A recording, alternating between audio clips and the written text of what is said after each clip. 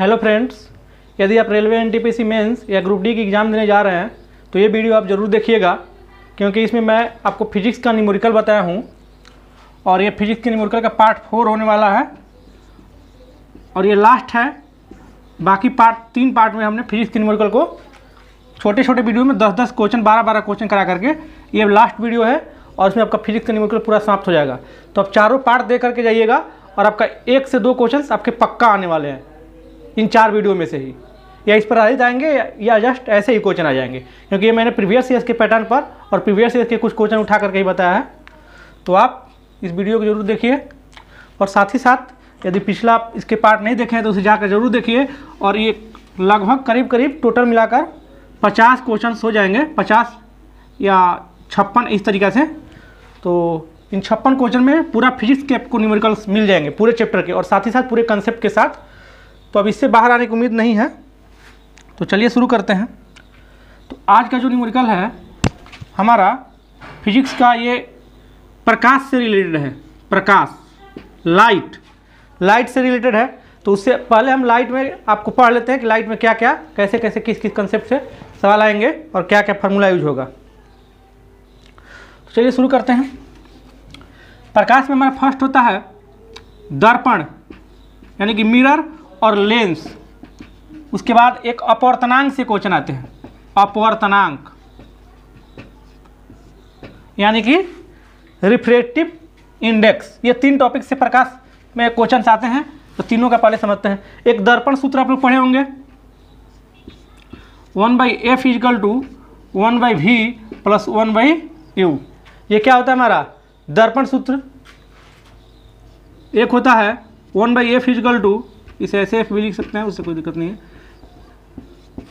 1/v - 1/u। ये दर्पण सूत्र है और ये कौन सा सूत्र है? लेंस सूत्र। ये दर्पण सूत्र और ये हो गया हमारा लेंस सूत्र। और एक क्षमता से, लेंस के क्षमता से भी क्वेश्चन आते हैं। तो लेंस का क्षमता क्या होता है? Power of lens = 1/f। लेकिन ये f किस में होना चाहिए? एसआई यूनिट यानी कि मीटर में। ध्यान दीजिएगा, ये f जो है हमारा फोकस दूरी जो है 1/, फोकस दूरी ये मीटर में होना चाहिए। अब इसके बारे में थोड़ा सा हम समझते हैं। तो 1/f ये होता है फोकस दूरी।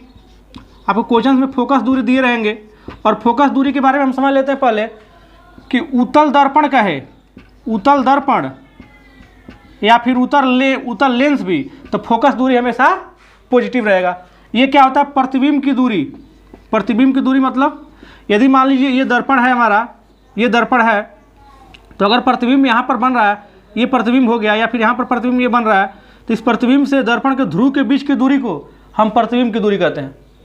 प्रतिबिंब से ध्रुव के बीच की दूरी को हम प्रतिबिंब दूरी कहते हैं। और यू क्या होता है? वस्तु की दूरी। अब ध्रुव किसको बोलते हैं? यहाँ पर जो दर्पण होता है उसके मिड पॉइंट को एकदम हम क्या बोलते हैं? ध्रुव बोलते हैं। तो ये होता है क्या हमारा? वस्तु दूरी, ध्रुव से वस्तु की दूरी। और ये क्या था? प्रतिबिंब की दूरी। और ये हमारा फोकस दूरी। तो चलिए भी, यू और एफ के बारे में हम समझ गए। तो क्वेश्चन आपको दिए रहेंगे तो और क्लियर होगा। अब एफ के बारे, इसमें भी क्या? इसमें भी आपका वही है, एफ फोकस दूरी होगा, भी वस्तु की दूरी और यू प्रतिबिंब की दूरी। अब इसको समझ रहे थे हम लोग, उत्तल दर्पण का है या उत्तल लेंस का है, तो फोकस दूरी हमारा क्या होगा? एफ हमेशा पॉजिटिव।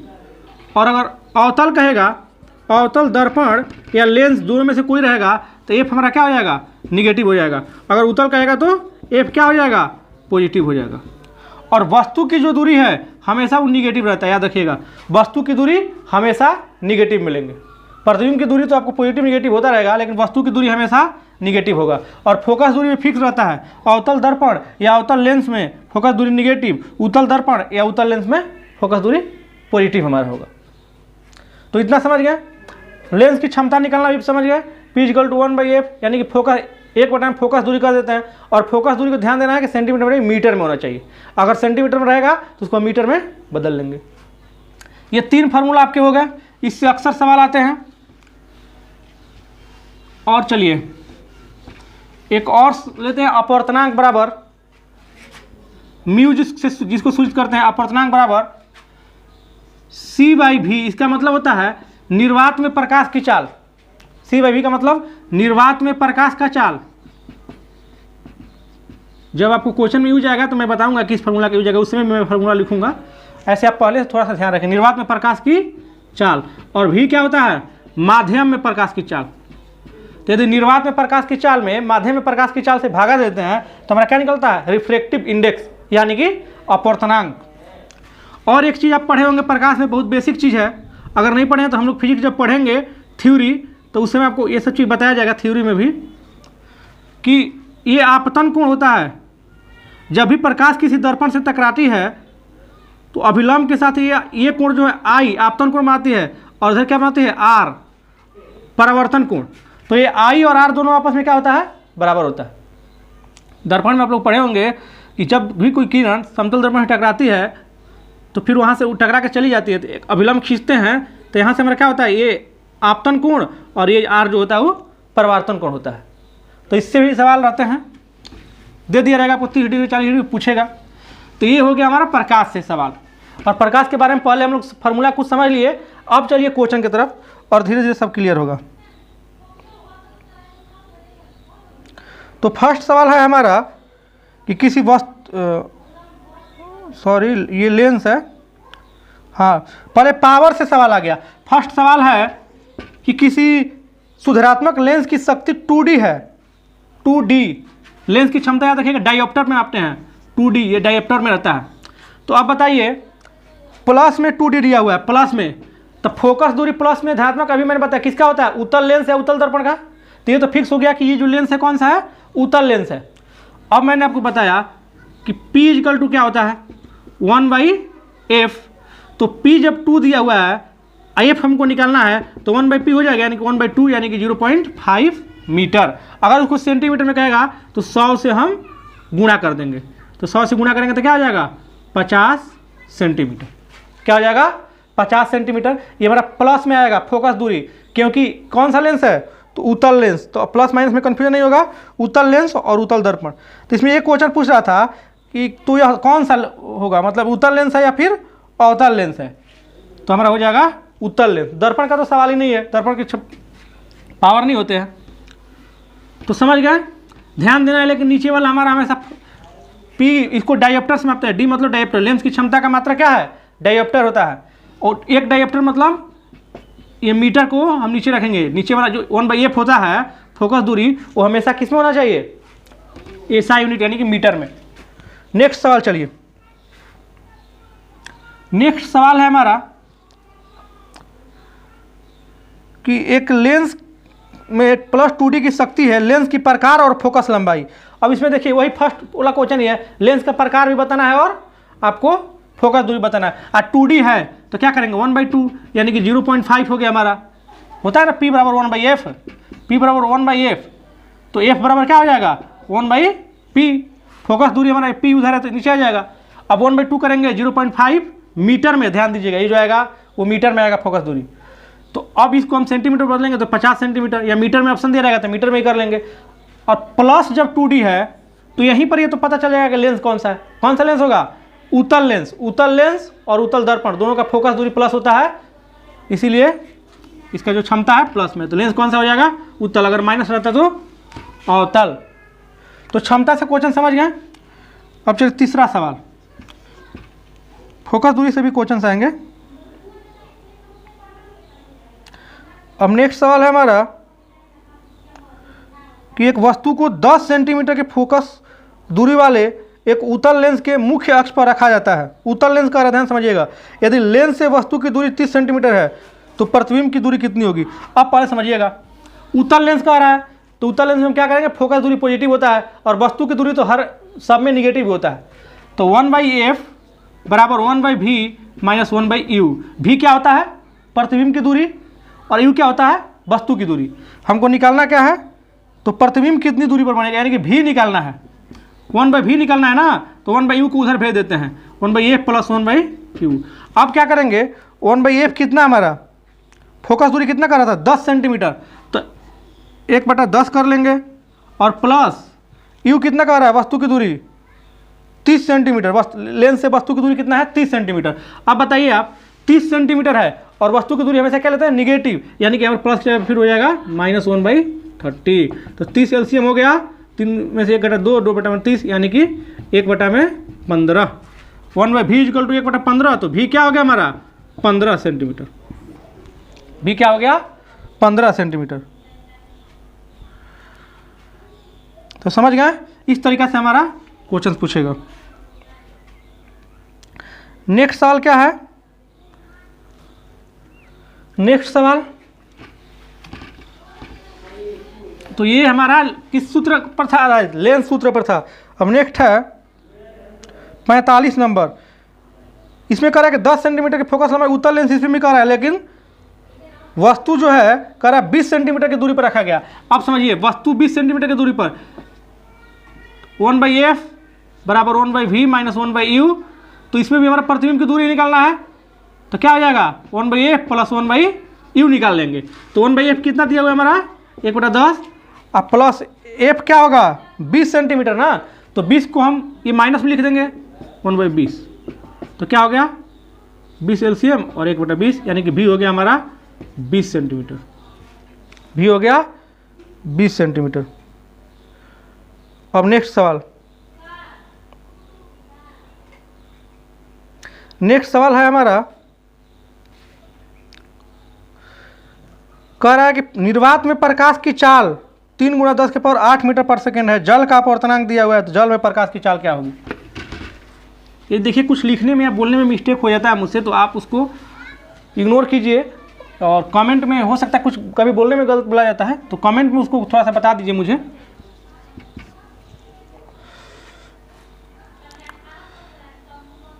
नेक्स्ट है कि निर्वात में प्रकाश के, इसमें अपवर्तनांक से सवाल है। अभी मैंने आपको अपवर्तनांक के बारे में बताया। अपवर्तनांक बराबर क्या होता है निर्वात में प्रकाश की चाल, यानी कि c/v। c क्या होता है निर्वात में प्रकाश की चाल बटा में v। तो क्वेश्चन क्या कह रहा है, प्रकाश की चाल दिया हुआ है 3 × 10⁸, और आप ऐसे याद भी रखिएगा प्रकाश की चाल कितना होता है 3 × 10⁸। और जल का अपवर्तनांक दिया है, तो जल में प्रकाश की चाल पूछ रहा है। तो ऊपर क्या होता है, ऊपर होता है हमारा निर्वात में प्रकाश की चाल, और नीचे होता है माध्यम में प्रकाश की चाल। तो यहाँ पर हमारा कितना दिया हुआ है 1.33 ना, ऐसे 1.33 आप याद भी रखिएगा 1.33। तो यहाँ से हमको v निकालना है, म्यू दिया हुआ है, तो v बराबर क्या हो जाएगा 3 × 10⁸ बटा में 1.33। अब इसको आप सोल्व कर लीजिएगा, आंसर आ जाएगा, फिर हमारा लगभग में आएगा। और ऐसे तो आप ये जल में प्रकाश की चाल याद भी रखिएगा। जल में प्रकाश की चाल 2.28 होता है, 2.26 × 10⁸ हो जाएगा इसका कैलकुलेट करने पर। उसको याद भी रखिएगा 2.26 या 25 × 10⁸ मीटर पर सेकेंड होता है प्रकाश की चाल जल में। अब नेक्स्ट चलिए 47 नंबर सवाल। 47 नंबर सवाल कह रहा है हमारा, ये भी आपका अपवर्तनांक से ही आ गया कि यदि हीरे में प्रकाश की चाल निर्वात में प्रकाश की चाल का 0.42 गुना है, तो हीरे का अपवर्तनांक, हीरे का अपवर्तनांक बताना है, म्यू बताना है। अब कह रहा था कि हीरे में प्रकाश की चाल निर्वात में प्रकाश की चाल का, तो निर्वात में प्रकाश की चाल अगर 1 मान लेते हैं, तो हीरे में क्या आ जाएगा 0.42। अब कैलकुलेट करेंगे तो 100 बटा में 42, इसको सोल्व करेंगे तो हमारा हीरे का आ जाएगा। तो हीरे का लगभग कितना होता है अपवर्तनांक 2.25 के करीब है ना। तो इस तरीका से आप कैलकुलेट कीजिएगा तो आ जाएगा 2.25, तो हीरे का अपवर्तनांक। तो ऐसे आप याद भी रखिएगा हीरे का अपवर्तनांक, और आप नियम भी समझ गए। इससे सवाल आएगा अगर c/v पे म्यू इक्वल टू c/v पे, तो आप बना भी लीजिएगा। अब नेक्स्ट देखिए, फिर आपका आ गया लेंस से ही है, लेंस से।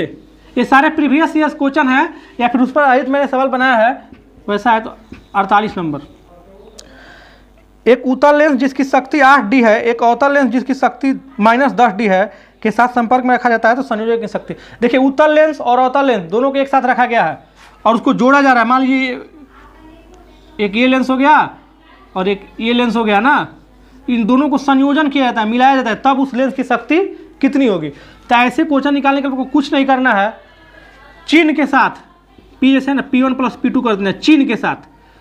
मतलब यदि निगेटिव में चिन्ह है तो निगेटिव रखना है, पॉजिटिव है तो पॉजिटिव में रहेगा चिन्ह तो पॉजिटिव रखना है।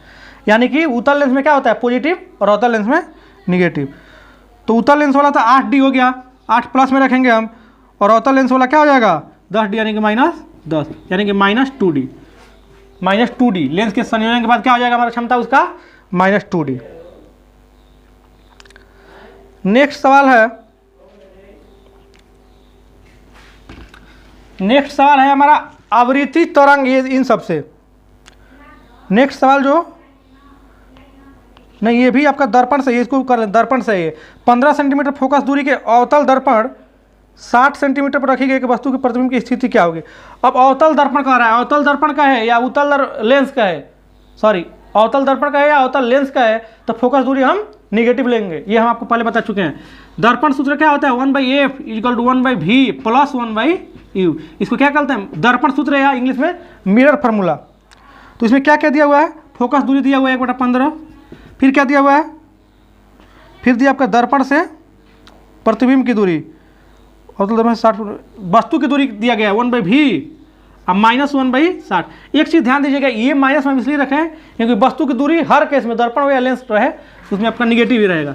तो 1/v निकालना है तो क्या निकलेंगे, 1/f 1/15 + 1/60, सॉरी एक सेकेंड, हाँ सही है, ये इधर निगेटिव में रहेगा तो इधर रहेगा तो क्या हो जाएगा, प्लस में आ जाएगा। तो जोड़ लीजिए इसको, कितना हो जाएगा, फोकस दूरी, एक सेकेंड सॉरी, फोकस दूरी में हमारा निगेटिव रहेगा ना क्योंकि अवतल दर्पण है ना, तो ये एफ इधर आएगा, तो एक सेकेंड 1/v = यहाँ पर माइनस लिख देते हैं, -1/60, इधर आया तो +1/15। तो सोल्व कीजिए, 60 एलसीएम हो गया और -4 + 1 = 3/60, माइनस में इक्वल क्या आ गया, 1/20 माइनस में। तो अब भी क्या आ गया, -20 सेंटीमीटर। इसका मतलब क्या, -20 सेंटीमीटर का कि जिस ओर वस्तु है उसी ओर प्रतिबिंब भी बनेगा और वस्तु के उल्टा बनेगा। -20 आने का मतलब क्या, जिस ओर वस्तु है हमारा उसी ओर प्रतिबिंब बनेगा, क्योंकि वस्तु की दूरी भी निगेटिव होता है, ये भी निगेटिव आ गया, यानी कि वस्तु की तरफ ही प्रतिबिंब बनेगा और वस्तु से क्या होगा, उल्टा होगा। अब नेक्स्ट सवाल है आपका,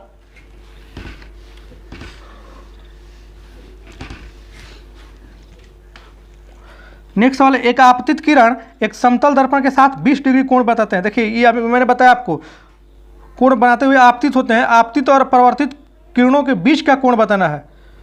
अब यहाँ पर समझिएगा आप, ये क्या कर रहा था, ऐसे यहाँ से आते हैं प्रकाश, ये एक अभिलंब हो जाता है और यहाँ से वापस चला जाता है, तो ये आई होता है और ये होता है आर, ये दोनों आपस में बराबर होता है, ये हम पढ़े हैं।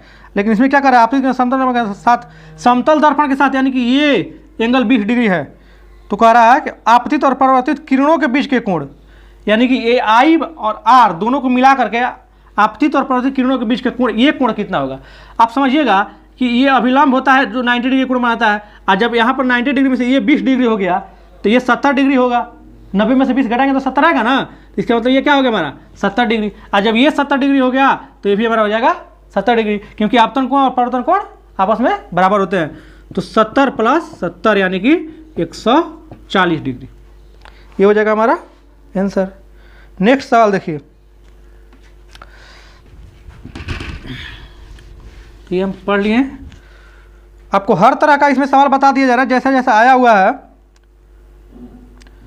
नेक्स्ट सवाल कह रहा है कि यदि किसी अवतल दर्पण पर आपतन कोण 30 डिग्री है तो परावर्तन कोण क्या होगा। आपतन कोण और परावर्तन कोण दोनों बराबर होता है, ये तो आंख बंद करके मार दें, 30 डिग्री होगा, आपतन कोण और परावर्तन कोण बराबर होता है। नेक्स्ट सवाल है हमारा, अब ये देखिए 52 नंबर सवाल, 52 नंबर क्या है, आपको तरंग धैर्य से है। ये क्या पूछ रहा है, आवृत्ति के बारे में। तो थोड़ा सा हम समझ लेते हैं आवृत्ति के बारे में। फ्रीक्वेंसी इसको हिंदी में बोलते हैं, इंग्लिश में बोलते हैं फ्रीक्वेंसी, आवृत्ति, जिसको हम सूचित किससे करते हैं, एन से सूचित करते हैं ना, और लेमडा को तरंग धैर्य से, तरंग धैर्य जिसको वेवलेंथ बोलते हैं, लेमडा को क्या बोलते हैं, वेवलेंथ, और एक चाल होता है भी, क्या हो गया, चाल हो गया। तो इसके बारे में कुछ फार्मूला है, उसको हम पहले समझ लेते हैं। भी बराबर एक तो होता है एन लेमडा, एन क्या है, भी क्या है, चाल, किसी भी तरंग का क्या है, चाल स्पीड है, एन क्या है, आवृत्ति, लेमडा क्या है, तरंग दैर्घ्य। तो लेमडा जो तरंग दैर्घ्य होता है वो हमेशा किस में होगा, एसआई यूनिट यानी कि मीटर में होगा।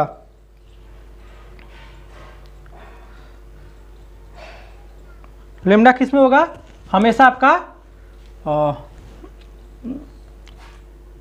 मीटर में होगा। ये तरंग दैर्घ्य हो गया ना, चाल बराबर आवृत्ति गुणा तरंग दैर्घ्य। एक होता है एफ यानी कि फ्रीक्वेंसी बराबर 1 बटा में टाइम, 1 बटा में टाइम। ये क्या हो गया हमारा, फ्रीक्वेंसी हो गया 1 बटा में टाइम। फ्रीक्वेंसी निकालने के लिए 1 बटा में समय अंतराल कर देंगे, या जो भी टाइम रहता है तो हमारा क्या निकल जाता है, फ्रीक्वेंसी निकल जाता है।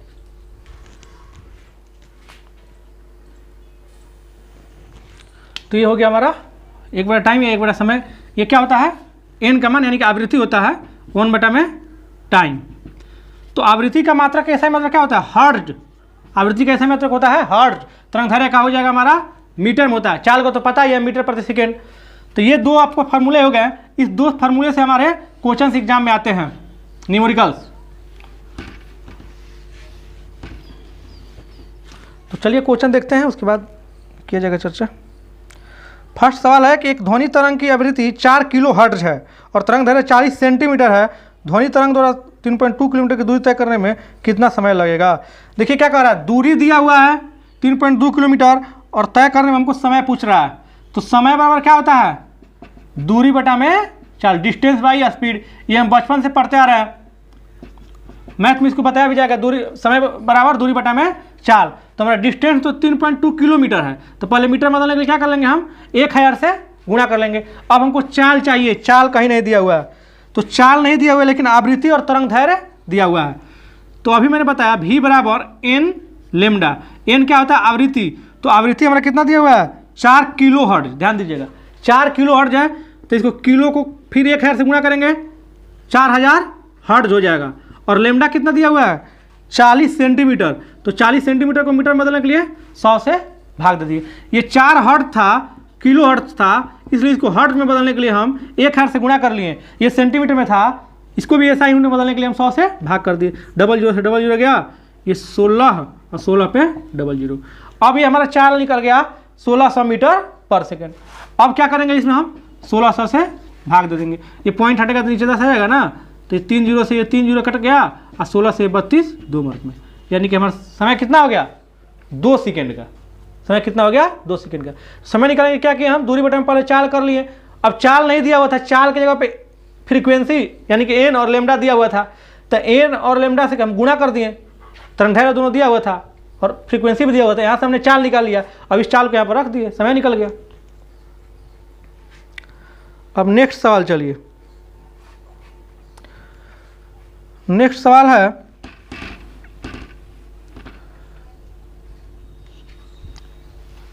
तिरपन नंबर।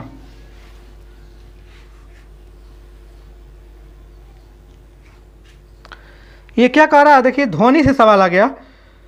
तो ये एक प्रतिध्वनि 3 सेकंड में वापस आती है। यदि ध्वनि की गति 342 मीटर पर सेकंड है तो स्रोत से परिवर्तन सतह की दूरी कितनी होगी। परिवर्तन सतह, आप एक चीज पढ़े होंगे ध्वनि में, ये मान लीजिए परिवर्तन सतह हो गया, परिवर्तक सतह। यहाँ से ध्वनि गई और फिर वापस आई, तो अगर यहाँ से जाना स्टार्ट कर रही है तो ये x दूरी हो गया, और फिर से परिवर्तन सतह से लौट करके वापस आई तो ये भी x दूरी हो जाएगा। यानी कि जाकर वापस आने में जितना समय लगा उतना में 2x दूरी तय करेगी। इस बात को हम ध्यान रखेंगे ध्वनि के सेंस में। तो 2x दूरी तय करेगी ना, तो कह रहा है 3 सेकंड में जाकर के वापस भी आ जाती है। यानी कि समय दिया हुआ है, समय और गुणा चाल कर देंगे तो ये हमारा क्या निकल जाएगा, दूरी निकलेगा। लेकिन कितना दूरी हो गया, दुगुना दूरी हो गया। तो हम पहले इसको गुणा कर लेते हैं हम। 342 चाल था और 3 सेकेंड था, ये मीटर प्रति सेकेंड में था, ये सेकेंड में था, तो सब ऐसा यूनिट में है, तो हमको कुछ इधर उधर करने की जरूरत नहीं है। लेकिन ये कह रहा था परिवर्तन सतह की दूरी पूछ रहा है, तो ये 2x हो गया ना, ये 2x, तो x कितना हो जाएगा, 2 से हम भागा दे देंगे। ये हो गया हमारा 171, यानी कि 3 21 के 1 3 2 5 513 मीटर। तो सिंपल सवाल था, लेकिन इसको ध्यान रखिएगा, एग्जाम में अचानक आ जाएगा तो ये नहीं कन्फ्यूज हो जाना है। तो उसमें 2 से चाल और समय में सीधे गुणा नहीं कर देना है, 2 से भागा भी देना है। क्यों भागा देना है, क्योंकि जाकर के वो वापस भी आ रहा है। तो दूरी हमारा दुगना हो जाएगा। तो इस तरीक़ा से आपका 53 सवाल फिजिक्स में न्यूमेरिकल पढ़े, और इसमें मैंने सारे चैप्टर को आपको टच कर दिया। इतना आप बना कर जाते हैं एग्जाम में, तो इससे बाहर आपको अब नहीं रहने वाला 53 सवाल करने के बाद। फिर भी आप अपना सेट प्रैक्टिस करते समय जो भी अगर न्यूमेरिकल का फंसता है तब जरूर कमेंट में मुझे बताइएगा, मैं उसका सोल्यूशन करा दूंगा। और हमें सिलेबस का भी ध्यान रखना है, ऐसा नहीं कि फालतू न्यूमेरिकल्स बनाने स्टार्ट हो जाएंगे, अब आईएएस के न्यूमेरिकल बनाने लगेंगे या फिर हार्ड न्यूमेरिकल। वैसे बनाने से हमको क्या फ़ायदा है, जो एग्जाम में आ रहा है उसे ही बनाने हैं। तो इस तरह से इस वीडियो को लेकर के 4 वीडियो हुए और फिजिक्स के सारे न्यूमेरिकल्स आपके समाप्त। अब आप ग्रुप डी देने जाइए या एनटीपीसी देने जाइए, एसएससी में भी कभी भी आपको फिजिक्स से न्यूमेरिकल्स पूछे जाते हैं, तो आपका सब पकड़ा जाएगा। और इतना ध्यान रखिएगा और रिवीजन जरूर आप करते रहिएगा। और साथ ही साथ आप पिछला वीडियो नहीं देखें साइंस में बायोलॉजी का फिर से स्टार्ट करेंगे उसका सीरीज। 5 वीडियो बायोलॉजी का डाला गया है, उसके आगे भी कंटिन्यू रहेगा। और मैथ का भी प्रैक्टिस सीट का 4 वीडियो डाल दिया गया है, रीजनिंग का भी 1 वीडियो डाला गया है। तो इस तरीके से सारा हम लोग धीरे धीरे करके पूरा खत्म करेंगे। आपके एग्जाम से पहले भरपूर प्रयास किया जाएगा कि खत्म हो जाए। और आपको किसी भी तरह का किसी भी सब्जेक्ट से और अगर डाउट है, आप किसी भी एग्जाम को देने जा रहे हैं, चाहे एसएससी जीडी हो या कोई भी हो, तो आप मुझे कमेंट कीजिए, मैं उस पर भी आपको पर्सनली वीडियो बना दूंगा ताकि उसका आपका डाउट क्लियर हो जाए। तो चलिए मिलते हैं नेक्स्ट वीडियो में। धन्यवाद।